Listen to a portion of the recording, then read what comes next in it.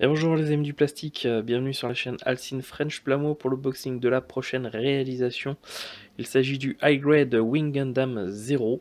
Alors je sais, certains vont dire encore du Wing Gundam, donc du Gundam Wings, mais rassurez-vous, c'est la dernière, puisque après celle-là, on aura réalisé toutes les maquettes de la série Gundam Wings en high grade. Voilà, et quand je dis high grade, je parle des vrais high grade, pas des fausses maquettes avec en pseudo high grade sorties il y a plusieurs années.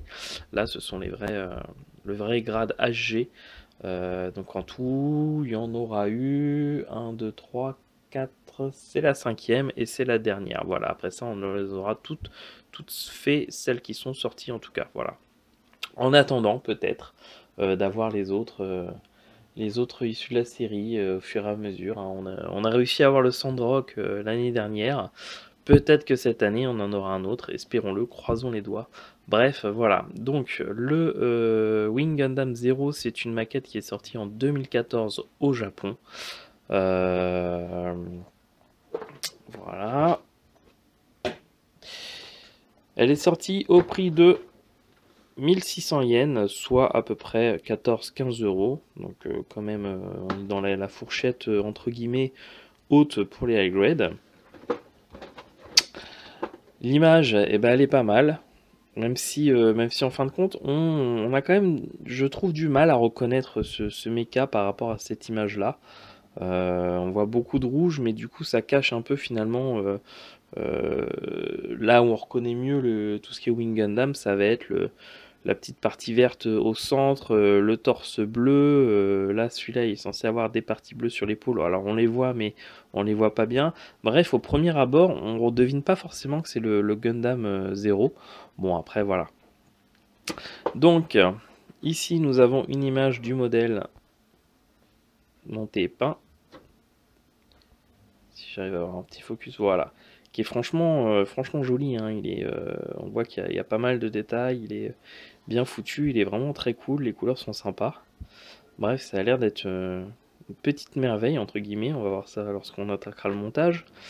Ici, donc, comme d'habitude, un petit historique du mecha en lui-même. On voit que c'est le numéro 174 de la gamme des High Grade, et donc il est issu de l'After Colony, Gundam Wing. Ici, on nous montre quelques spécificités du kit, le fait qu'il se transforme, certaines articulations, bref, voilà.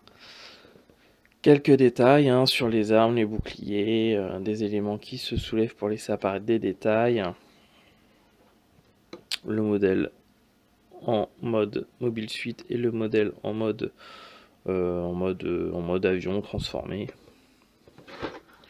Et puis rien d'autre. Alors on va regarder ce qu'on a à l'intérieur.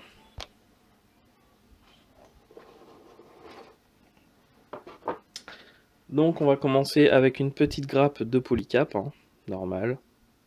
Pas énormément, il y a, je pense juste pile le compte au niveau des articulations qui sont nécessaires. On va avoir une première grappe blanche avec une première partie des éléments qui se mettent dans le dos, les réacteurs, les réacteurs. Là, on a une partie, enfin, on a les deux parties d'une seule jambe. D'autres éléments du pied.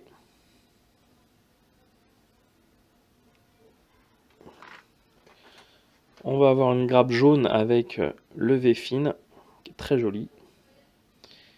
Et j'aime beaucoup parce que c'est un V-fin du coup qui est tenu uniquement par cette partie-là, donc ça abîme pas les autres bouts. Des éléments des griffes, éléments du shield.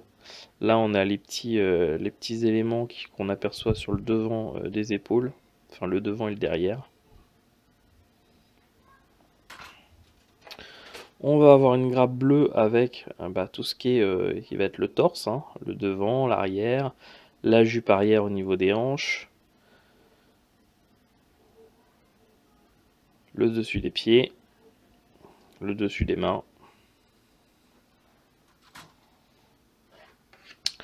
Une grappe rouge avec du coup des éléments du bouclier, des éléments du pied, donc en deux parties. les jupes sur les côtés, la semelle des pieds. En tout cas des belles pièces, hein. Il y a des jolis petits panel line, hein, qui sont là pour souligner les détails. C'est assez joli. On va avoir une grappe pour les lames des Beam Saber. Alors celle-là elle est bien tordue. Ça va que c'est de la matière souple.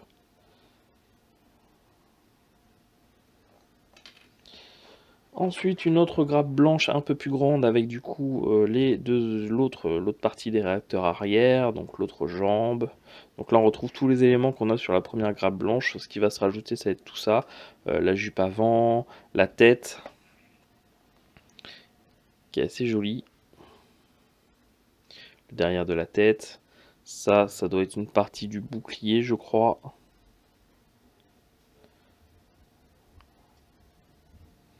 Le devant de la jupe également. Donc vraiment des beaux détails, hein. Un beau kit je pense, ça va donner un beau résultat.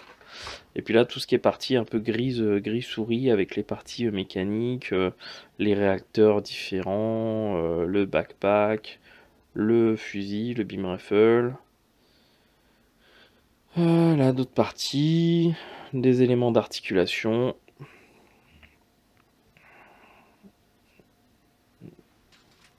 On va avoir une petite planche de stickers, c'est quand même pas mal de stickers à mettre, à voir donc ce qui est possible de peindre, ce qu'on va éventuellement laisser. Généralement ces parties là on peut les laisser, ça rend toujours pas mal, hein, tout ce qui est comme ça un peu métallique. Par contre là tout ce qui est jaune et rouge, ça généralement on essaie, enfin pour ceux qui repeignent leur kit, on essaie de remplacer ça par la peinture, ça rend toujours plus joli. On a une dernière petite grappe avec du coup l'élément en clear parts du torse.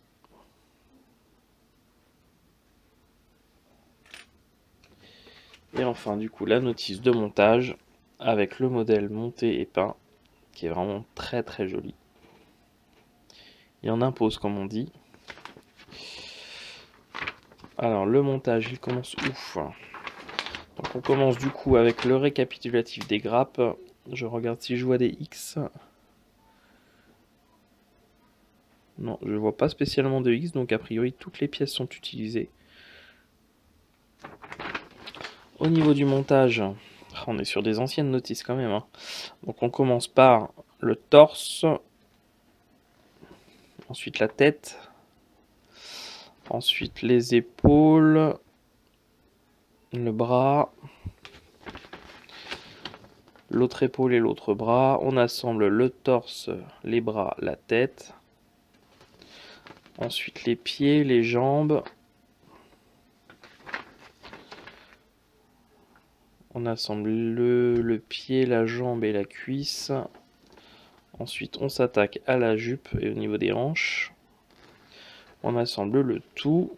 Ensuite on s'attaque au réacteur du backpack.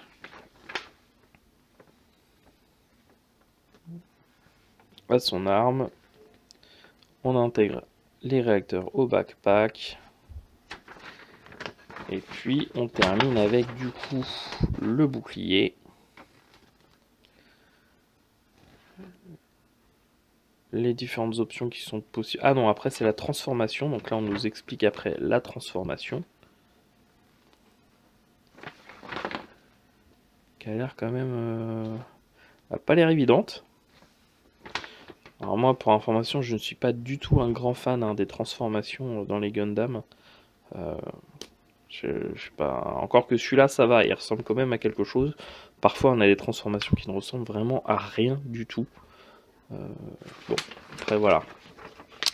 Qu'est-ce qu'il nous reste à voir là-dessus? On a ici quelques informations. Donc on le voit bien en mode Gundam Mobile Suit et puis en mode transformé, hein. Alors ça s'appelle le Neo Bird Mode. Et puis on termine avec, hop, on va replier tout ça.